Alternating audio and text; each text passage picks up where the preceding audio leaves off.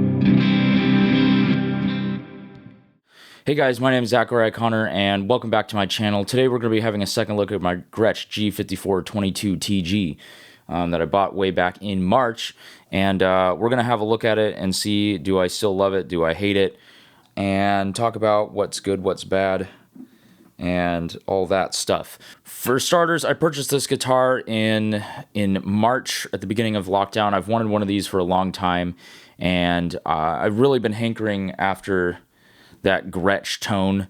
I really have wanted a Gretsch ever since I started playing guitar, but I passed it up in favor of my Marauder, which you can check out a video of that here or somewhere over here.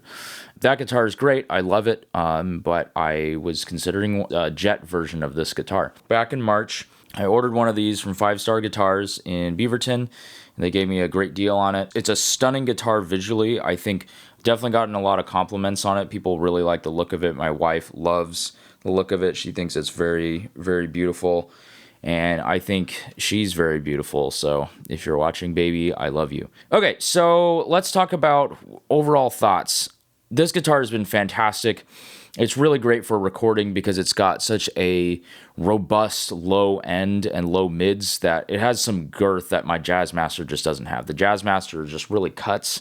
This guitar really brings the rumble and the low end that the Jazzmaster doesn't have. Now, a lot of times you do take out a lot of that stuff in recording, but it's nice to have that have a guitar that's kind of a thicker sound available.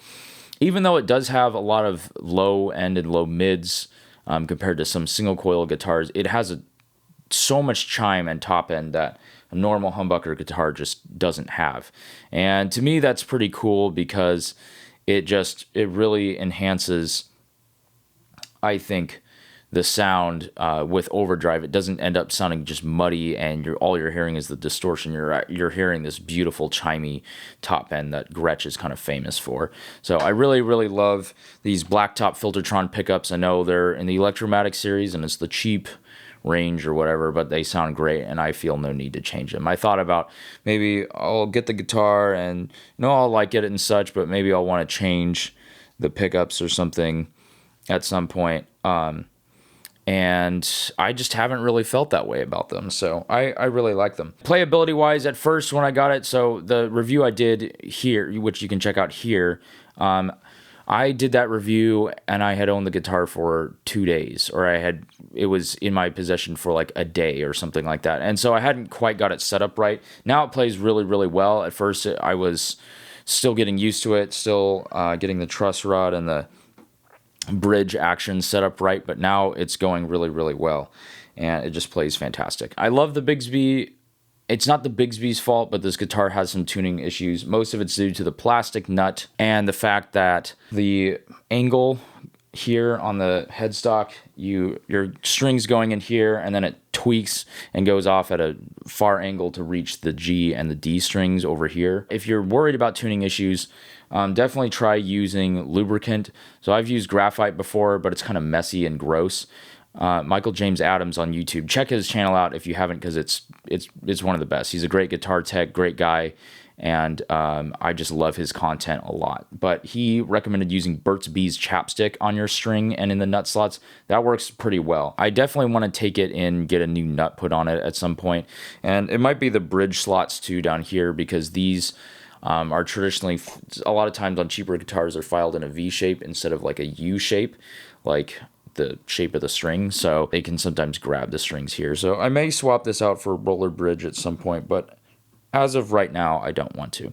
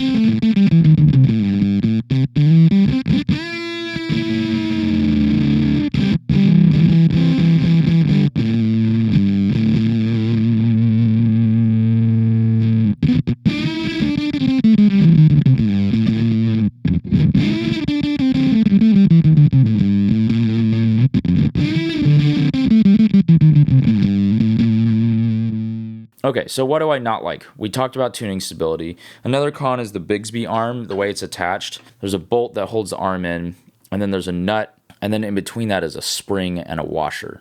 Now the spring is supposed to keep you from pulling up too hard, pulling the strings way out of tune. It's to like add some like a little bit more give to the arm.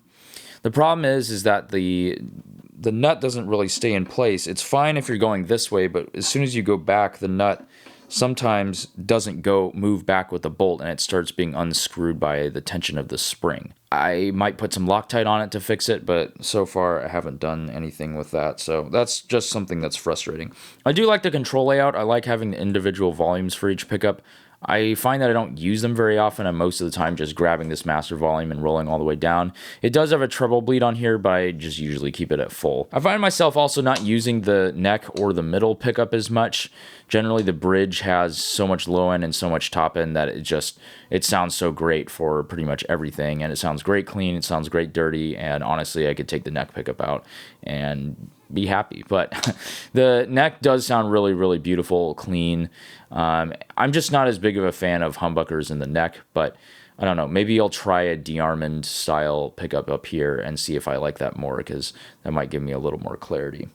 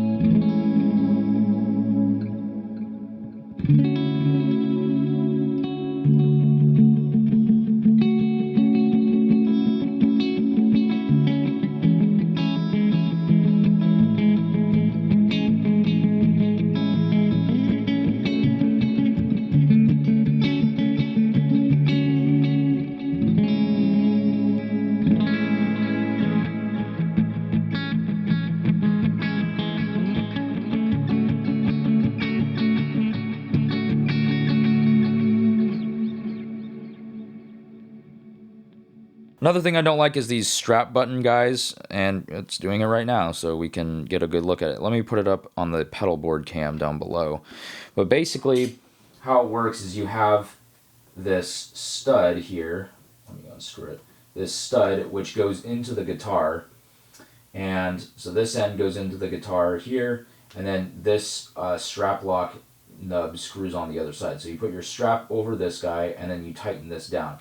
The problem is that if you tighten this too tight, when you try to unscrew it, it pulls this out of the guitar. And the more that it happens, the more that this comes out, and the more often and yeah, it's just a bad cycle. And so I've stopped taking my strap off when I put it in the case, but I took it off to film this video, but then this guy came out. So there is like a screwdriver, there is like a Phillips head on this guy, so you can tighten it in, but I'm trying to figure out what to do, because I would love to put strap locks on this like my other guitars, but I don't want to put a big screw into this guitar. I don't know, that just feels wrong on a hollow body. The back one stays in better, but this one is notoriously comes out. So that's another thing I don't like. The fit and finish on it is really, really good, and I've been staring at it for months now, so I can really dive into it. I think the only thing is the masking of the binding isn't great. Again, this is a $1,000 guitar made in Korea. It probably costs them like $500 to make, so it's really like a $500 guitar made in Korea. Somewhere along the way, Gretsch is taking like $100-$200 profit off of this thing, and then, you know, the retailers got to also make a profit too. So by the time everything comes out to it, it's probably costs them about $500 to make. The gold does get dirty easily. That's one thing I don't like, is that it's hard to keep the gold hardware clean. But from far away, it looks so dang good that I can't really get mad at it. I highly recommend this guitar. Go out and play one. You can get some feedback with it. That's another con, but it's pretty rare if you play in a scenario where you have a silent stage or amps backstage, or you're using a modeler like this guy. If you have wedge monitors, you might get a little bit of feedback. One time I did get feedback through the main speakers at my church, but I had like all my overdrives on and a lot of delay and reverb, and so it only happened one time so far. I definitely wouldn't stand in front of a cranked amp with this. That would be pretty horrible. There's a semi-hollow versions of this available, not in this color though. So I don't know, until they release a semi-hollow one in this color, which I'm sure Gretsch will probably do at some point, because I'm sure people have asked for it. I'm going to stick with this guy, but it's really great. I don't think the only mod I'd want to do to it is put a bone nut on here, or a tusk nut or something, and then maybe like a roller bridge. But I mean, gosh, like this thing, it sounds like a guitar that costs like $2,000, and it plays like one too. And just aside from the binding masking not being perfect, and the strap buttons, which I'm sure that issue occurs on expensive Gretsch's, really, you can't go wrong with this guitar. I would definitely recommend it. Definitely if you're going after those like praise and worship tones, like Jesus Culture, Bethel, Hillsong. A lot of those guys use Gretsch's for a reason. They have clarity, they got body, it's got bite, it's got all that stuff. And you'll hear that in the sound demo that I'll do real quick. But yeah, I'll stop yapping your brains off, and we'll get to the sound demo.